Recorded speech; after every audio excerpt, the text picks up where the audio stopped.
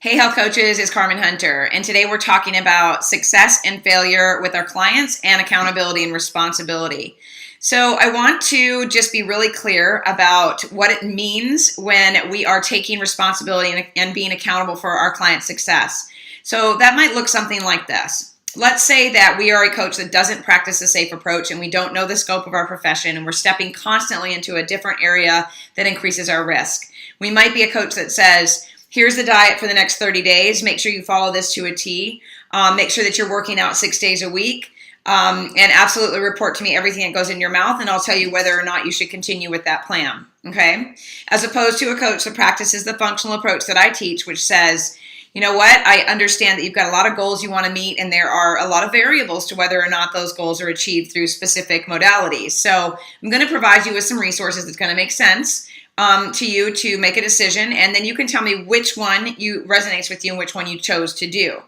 And here's what we do with that is we totally put it into their hands. We end the overwhelm of trying to figure it all out by giving them a couple of options. They then do their research. They then commit to a plan on their own. They trust their instincts on whether something works for them, and they take accountability for the success and failure.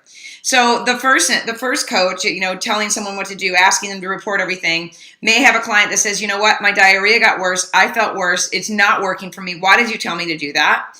The second coach who practices a functional approach would say, the client might say to them, I chose to go with the SCD lifestyle plan. It really wasn't working that well for me, so I decided to move into the GAPS idea instead, do the GAPS plan, and I'm feeling much better. And that coach gets to say, awesome, you know what? I'm super proud of you for your commitment. The other coach says, okay, I don't know what went wrong. Let's look at this, and this. See, so you don't want to be a coach that has to backpedal away from taking responsibility. You immediately on the front end want to give that accountability and that responsibility to the client so that you can be that coach that sits back and says, I'm here for you. I'm going to support you. Let me help you into the overwhelm. Keep me posted on your decisions and what you choose to do. So that's one part of it, right? We don't want to take accountability. We don't want to be responsible for that client's decisions, because when the successes come and we take responsibility and accountability for that, we also have to be prepared to take responsibility for the failures. So if the client says, like I said a minute ago, that didn't work for me, I'm not, why did you tell me to eat that? You are then accepting responsibility for that. And that is absolutely not something I want to do. I don't know about you, but you know what? I don't want anyone telling me if I'm working out at CrossFit and I'm doing something that is potentially putting my knees at risk, or maybe I'm, doing a movement wrong, or I'm working beyond the scope of what I'm able to.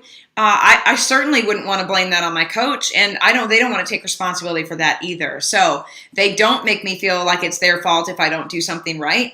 They actually just guide me along in my way, and I feel really good about, the way that I listen to my body and how I work out. Same thing with coaching. So keep that in mind when you're working with your clients, that you don't want to be accountable. You don't want to be responsible. It is not your decision. You increase the risk of your practice every single time you think that it is your job to tell your clients what to do, what to eat, and how to live. So don't do that, right? Practice the functional approach. Provide the end the overwhelm. Provide the resources. Provide the support and the inspiration.